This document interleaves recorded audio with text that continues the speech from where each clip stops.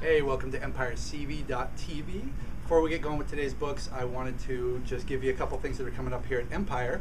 The first one will be a week from today at 11 p.m. to 1 a.m. bleeding into the 31st. We're going to have a midnight release party where at 12:01 we're going to have Flashpoint number 5 and JLA number 1 available. But we're getting here early, so come hang out 11 to 1. That's next Tuesday. The other thing is this Saturday, the 27th, we're having a DC relaunch sale. So everything in the store that's DC related has huge cuts on it, and everything else has slightly less discounts. But anything DC, especially the back issues, next Saturday is the day to do it. It's August 27th. So let's get right into the new books. The first one we have is yet another Udon book. They were quiet for a long time. All of a sudden they're pumping out their books. This is the Street Fighter Ultimate Comics Collection, which has every single comic from the Street Fighter Legends line. So another one, and I'll give you a peek here. It's not just the art book. It's oversized, beautiful colors, the entire Legends comic book line. Let's go ahead and start with Serenity Better Days. It's in hardcover starting on tomorrow. And this is the one that was a 3-issue series, which was really just a good crime story. It was a episode that could have really fit into any part of the show. But what's really neat about this is there's a backup feature called Downtime by Zach Whedon, which I've never seen previously. I don't know if it was on the online or what, but it's something that I've never read. Plus the Wash one-shot is in here. So if you're a Serenity or Firefly fan and you've seen the movies, you watched the limited, unfortunately, series, the comics are the place to go because they're written by the people who were part of the show, and it's all canon. And as I've talked about quite a bit in here, I think Carrie owes me a nickel for every time I say his name. XMen Legends, Collision, the graphic novel comes out tomorrow. If you guys haven't tried his stuff and you're interested, this is a good place to start. It's a standalone story. But if you're looking to start on the new stuff, part 1 of the Return of the Starjammers, that's what I call it. I don't remember what the actual name was. If you were following any of the space adventures with Abnett and Lanning, this is where the Starjammers finally pick up again. You've got Marvel Girl, Havoc, Polaris, that big Shi'ar guy who looks like something out of a Final Fantasy cartoon. This is a place to start. It's our core X-Men group. They're heading into space to rescue the Starjammers. So this is part 1 of that. So both are good places to jump on for Mike Carey and his X-Men Legacy. Kick-Ass 2 number 3 is finally out. Mark Millar fans, you guys have been waiting on this. He's got a number of books in the works right now. We're kind of waiting for all of them to wrap up, but this is one of the ones that got the most attention and that people seem to be the most excited about.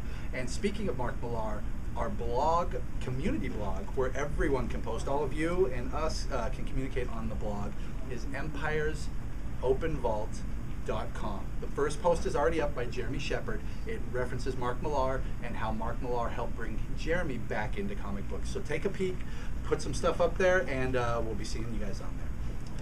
All right, Kevin Smith has been busy. He's been busy working on kind of retro things lately, and the most recent one is his return to Bionic Man. In this one, he's putting his Kevin Smith slant while at the same time keeping it true to the original with a contemporary feel.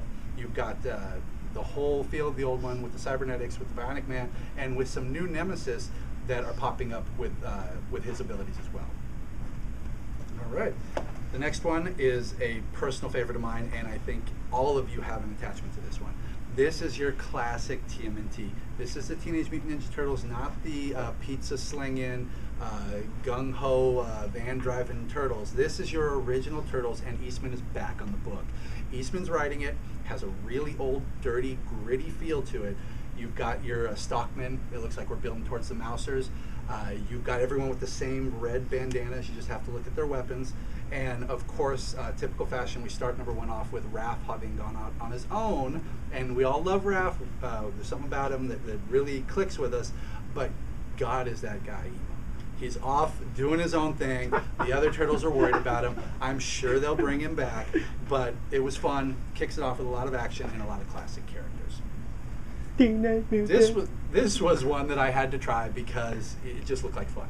I'm a big fan of the animated series that DC has done, from everything from the Justice League Unlimited to the Batman Beyond. In the Batman Beyond series, we got to see the JLA, we got to see Superman, and this is his first comic book, Superman Beyond. Starts off with him having left Earth thinking that he's going to get out of the business. There's nothing there for him. It's his time.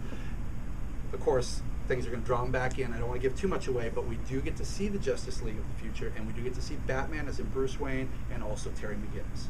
So if you enjoyed the Batman animated cartoon, if you enjoyed Batman Beyond, or if you're just a Superman fan, it was a fun read.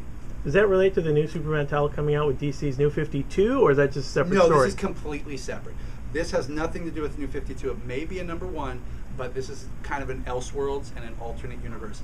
You can read it without having to do anything. Dark Horse Comics presents. You guys remember this way back in the day, back in the heyday, where they introduced a lot of different titles, gave new creators a chance to get into the industry, to get their stuff shown. #3 is out. They're doing the same thing, but they're pulling in a lot of classic names as well.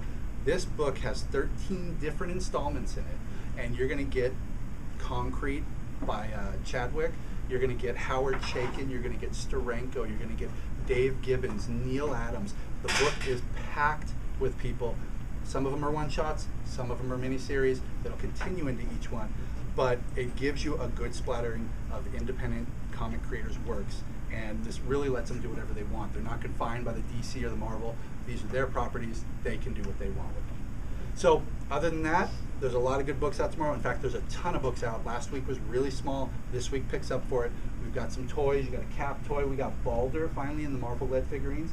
Blue Lanterns. So come on down and we'll see you guys in the shop. Have a great week.